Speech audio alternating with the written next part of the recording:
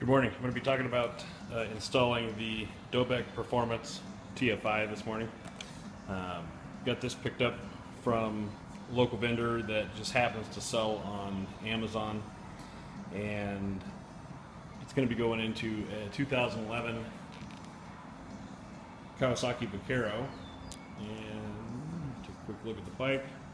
Basically, the bike is totally stock except for the Cobra pipes. So the prior owner put the Cobra slip-ons on with the slash cut tailpipe. The dealer did. Apparently he just, when he was buying the bike, told me he wanted it to sound better, put some pipes on it. They stuck them on there, never tuned the bike in any degree. The bike runs pretty good. The only issue I have is when you really get on the throttle from a dead idle, there's a slight stumble right off idle. Other than that, it runs pretty well. It's got a little bit of D-cell popping, which if anybody's searched around in the forums, you'll see that's pretty widespread in these due to intake leaks. So I called Dobeck, and well, after searching around trying to figure out something that I could install myself and then retune when I change things, I ended up going with the idea of getting something from Dobeck. Now,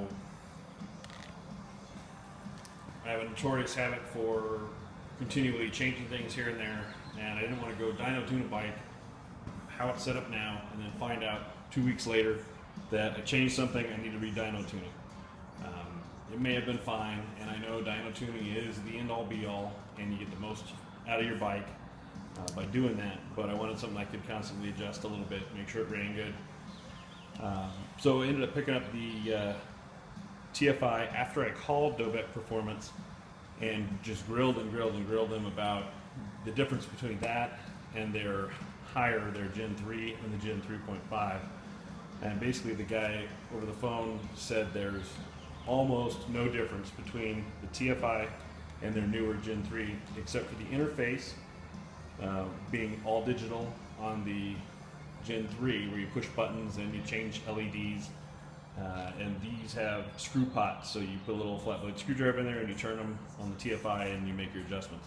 The only other difference is on the Gen 3 you can individually change the RPM in which the tuner hands off to the next pot. And if you look into the way their system works, you'll understand it better. I'm not going to explain it, there's a ton of information out there about it. Whereas with the TFI, you're just shifting the band of RPM when it shifts from pot 1 to 2 to 3. And then in the Gen 3, you can make those adjustments individually when it's shifting from pot 1 to 2 and 2 to 3. Then the difference between the Gen 3 and the Gen 3.5 is the 3.5 adds the ability to tune fuel down. So if you have a rich section of your tuning, you can then tune it leaner. On the Gen 2, the TFI, and the Gen 3, you can only tune it richer.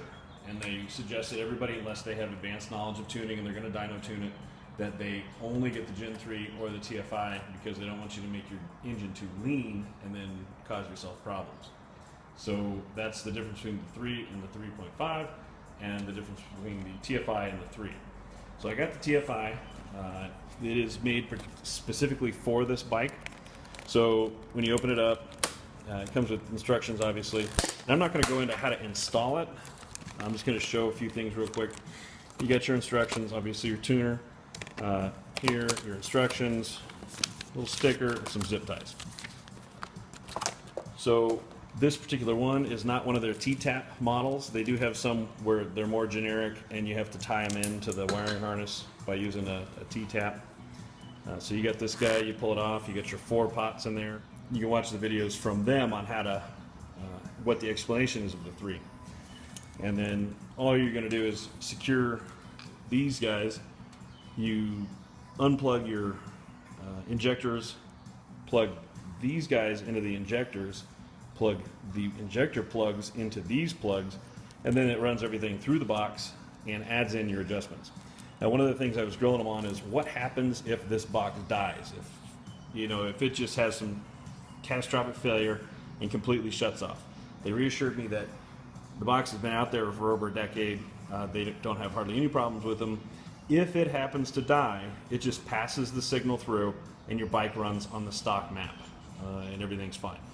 So this bike's very, very basic changes I'm making, so if it were to die when I'm out on a trip somewhere, it's not going to cause any problem. So the injectors are right up here. You got to take off your bezel around the key, loosen up the tank, and then basically lift the tank from the rear, stuff something underneath, use some needle nose pliers, pop off the connectors, put the new connectors in place. They've even got a video from Dobeck showing a guy doing it on a Harley in about 10 minutes for the same setup. Then all you do, hook this up to your negative battery terminal, and then the whole system's grounded. I assume it gets power through one of the connections in the fuel injectors. So I'm going to put it underneath the seat. The seat's really easy to pop on and off. I'd rather do that than put it underneath the side cover, because then while I'm tuning I got to have the side cover off because it takes a bolt to secure it properly, and I don't want to lose a side cover on the road somewhere. I'm sure they're 250 bucks. So what I'm going to go over after I install it is what I discovered after tuning it, what I can provide to you about how I went about tuning it to help fill in those gaps, and then I was hoping to, what I did was explain the differences between them, because I had a hard time figuring out the differences looking online. The only other thing I've done to the bike besides Cobra slip-ons as far as engine goes is installed a K&N last night. Now this is your basic K&N panel filter. Yes, I know I'm not going to get a ton of power out of it, I just did it to do it. So I'm going to leave the intake basically stock, put the K&N panel filter in. I'm going to show you that here in a second. It was a little, getting it fitted right wasn't perfect. The quality control is not as good as the factory Kawasaki filters, and it's supposed to come with these 3 flanged inserts that go in it to keep you from crushing it down. It only came with 2 of them, so I got shorted on one. I got to call K&N. The whole thing was like 64 bucks delivered from Amazon. So that's going to be the extent of the modifications for the bike for a while. I'm going to do some cosmetic stuff and basically leave it alone. I got it used, 4 years old with less than 2,000 miles on it.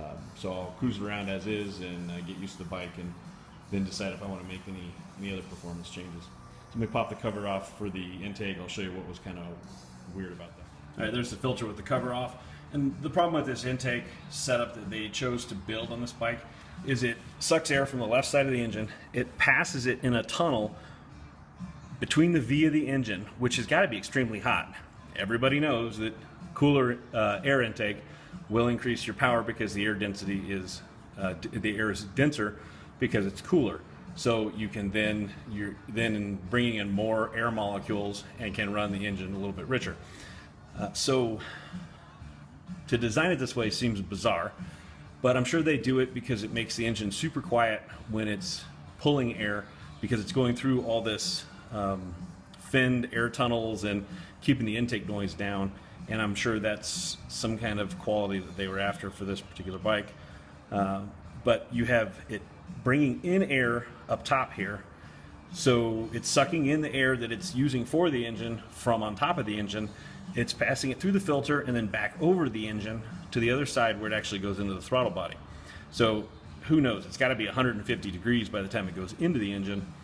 The K&N here has one more screw up top, and I didn't put the nut insert in that one. These are the nut inserts that it only came with 2 of, so I used them down the bottom, and then I put a couple washers on the other ones. So you can see these are kind of a pain in the ass because they don't stick in there. If I wanted to glue them in, I'm sure I could. But they try to fall out while you're installing it, and just made me a little nervous that it was going to come loose before I got the panel in the right position. And it doesn't really press in to the housing real well. When I tried to hand fit it, it didn't fit much at all. As soon as I pushed it in and let go, it popped loose. And they warn you in the instructions to keep this top nut a little bit loose or not tight, so that you're not causing it to kick itself out at the bottom. After leaving it sit overnight after installing it, it did, when I screwed it down, press tight into the airbox and appears to have a good seal now, with much less movement than I had last night.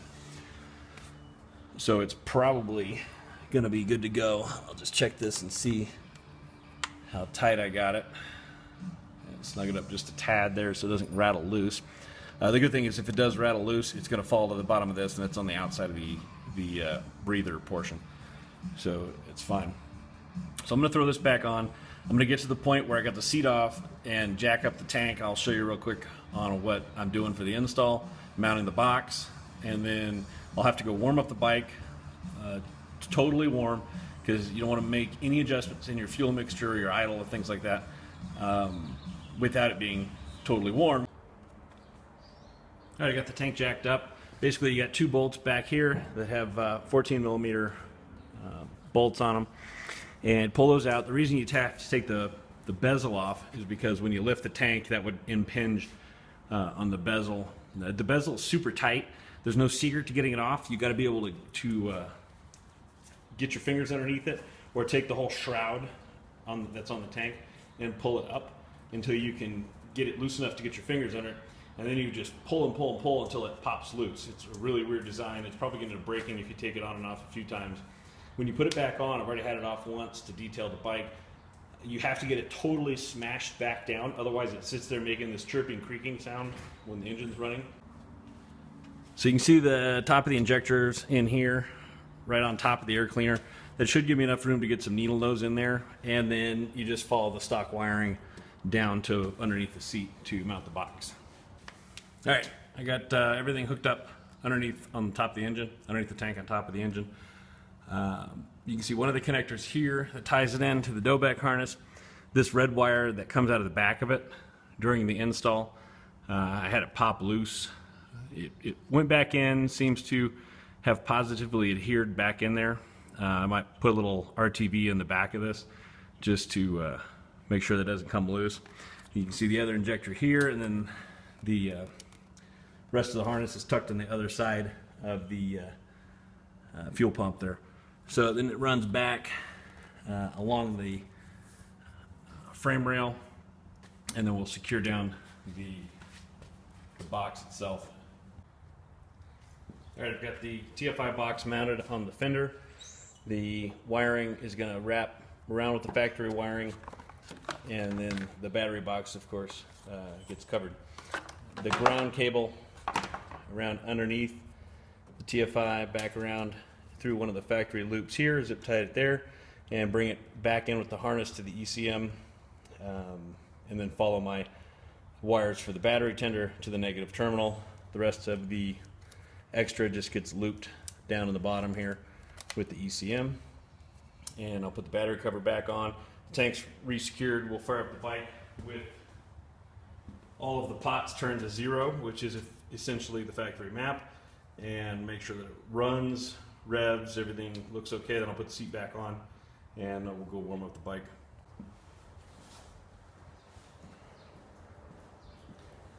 Okay, everything's secured. Everything's back in there. Toolkit back in, so I don't forget that. And tank's bolted back down.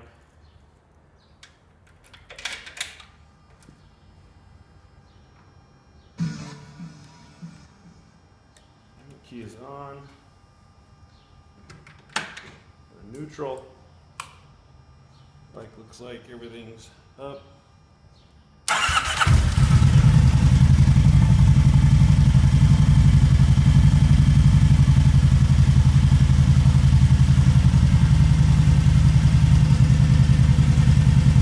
Alright, it fired right up. We got some flashing lights on the TFI box. And there's some explanation as to what those are and what they do in the instructions. Just kind of ignore them for now until it's ready to start dialing stuff in. I'll take the bike out, warm it up, bring it back good and hot. Alright, the bike's fully warmed up. Hopefully you can hear me okay over the noise of the bike. You can see the flashing lights on the TFI unit indicating that none of the pots are active at this point. The bike's idling right now. Now my assumption with this bike, because it has an electronic idle control, is if I were to adjust idle up to 1500 RPM and then try to make the adjustments while letting it run on the automatic idle control, as I adjust, the bike would then continue to adjust the RPM to keep it at 1500 RPM. So I don't think on a bike like this you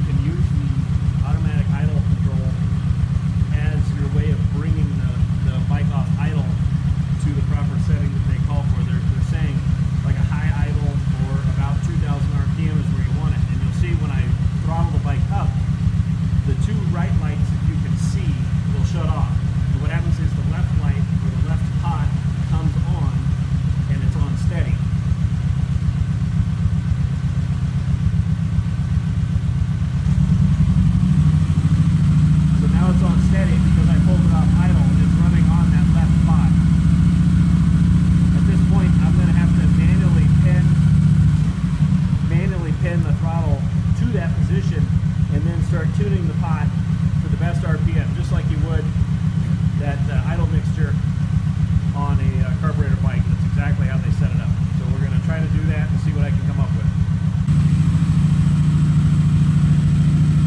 Alright, what I've done is made an adjustment to the throttle control cable to where it's got tension in it, and then it'll hold the throttle on its own, because I couldn't manually hold it exactly where I want it and be able to tell if the bike is changing RPM based on my input to pot 1.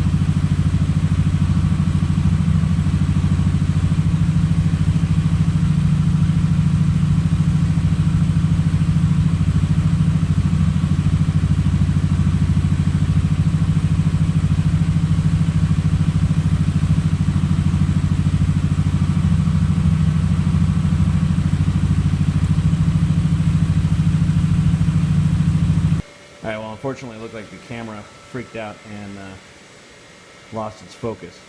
But hopefully you could hear what was going on.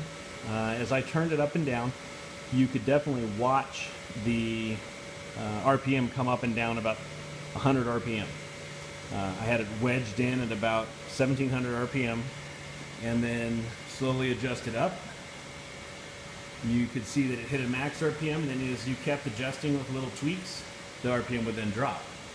And if I turned it all the way up, it would sound like you were flogging the engine. Not super bad, but it was obvious that something was wrong. And then if you worked your way back down, you could then start noticing that the RPM would come back up, come back up, come back up, and then it would kind of peak, and then it would fall back off to where it was running initially without any tuning, down at 1. So I did this 3 or 4 times, and dead on at the 4 o'clock position is where its sweet spot was.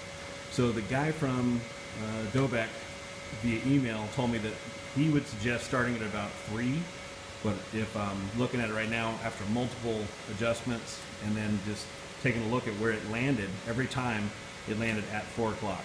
So I'm going to leave it there at the 4 o'clock position, make note of that. And then the pot 4 The instructions from Dobeck for this particular bike was to place it at the 9 o'clock position. Apparently this is a twin spark plug engine. I hadn't noticed yet, but with a twin spark plug engine, it somehow senses the cylinders firing, and then it would normally be at 4.5 for a single spark plug engine, for that trade-off to full throttle or high RPM functioning to be at 4,500 RPM. But because it's a dual spark plug engine, dual spark plug per cylinder, you have to double it, and that gets you to 9 o'clock for a 4,500 cutoff. So I think that's it, unless I screwed up my understanding as to why you had to move it to 9 o'clock. But for this particular bike, you put it at the 9 o'clock position, and that's their standard for it cutting off over to the high RPM functioning, as opposed to the acceleration functioning, which is the difference between pot 2 and pot 3. So pot 1 appears to be tuned. Pot 2 and 3 are then done on the road. Actually, I think 3, they just suggested you put it at the 2 o'clock position for this particular bike, which is, none is a 1 o'clock position, and 2 o'clock is just slightly up. They are saying it's like going up 2.5 on your main jet on a carbureted engine. So just a slight change on that third pot. So when you're out and about actually riding the bike using your dyno, you're adjusting the pot 2, and the position he suggested for that one I think was 3 as well. So I'll put it to 3 position and go out and ride it. I'll shoot a little video while I'm out and about riding, just to give some input on the changes. Alright, here we are on hill overlooking Carter Lake, just outside of Berthoud, Colorado. And this is my second stop since I left the house after the initial tuning. So you remember during the first garage tuning, I went ahead and set pot 1 to 4 because that's where it picked up the best overall sound of the engine, highest RPM when I had it tuned up to about 1,800 RPM. Now they said have it about 2,000 RPM, and then the first thing I noticed was once I shut the bike off and then cranked it back up, it was a hard start to get it to fire back up on 4. So tried it a few times and it did the same thing. I had to give it a little bit of twist to the throttle, whereas before the bike would crank right up just with hitting the starter button and leaving the throttle alone. It wouldn't do that with it set at 4. So I turned it down to 3.5, and it would fire right up. So it was a little bit too rich. So 3.5 seemed to be good. There's no hesitation when you go off idle to full throttle. What you have is a little bit of delay that's built in to that fly-by-wire setup in the throttle, it seems like. So that's the only thing I've noticed, but it got rid of the stumble that it had before. Then I put pot 2 at 3, which is what the gentleman from Dobeck Performance suggested to start with. I fired it up, pulled out of the driveway, drove down the street, and it didn't feel right. And one thing I took away from the conversation with him was that if you're riding around and something doesn't feel right, chances are you've got it too rich. So start working down from where you currently are. So I pulled over immediately, popped the seat off, and on inspection I actually had it at 3.5 on pot 2. So turned that down to 2 and hopped back on the bike and took off a totally different bike. So pot 2 is now at 2, and what happens is I picked up more torque just off of 2,000 RPM and continued increased torque through about 4,500 that wasn't there at the higher level before with the stock map. In that intermediate zone, when I pulled out away from the house and it didn't feel right, it didn't really have much torque at all down low, and then just fell off up top. So that adjustment down to 2 seemed to make a difference. I'm gonna just kick that up to 2.5 here, take another ride and see what the difference is. Definitely pulls hard right off idle, so the initial, you know, if you're rolling out of a corner or getting going, it pulls much harder than it used to.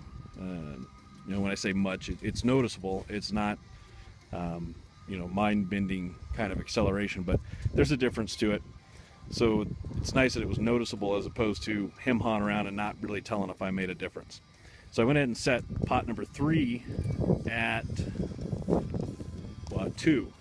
So at 2 o'clock. That was based on their recommendation. I don't know if that is good, bad, or other. I'm not sure what I would pick up if that was too high or too low. Hopefully I'm not yelling. I've still got my helmet on.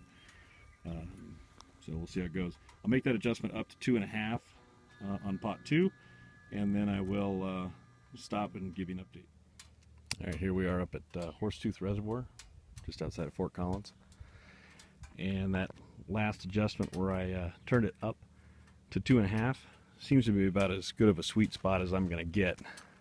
You get an instant snap of torque when you go full throttle from a coast in any gear.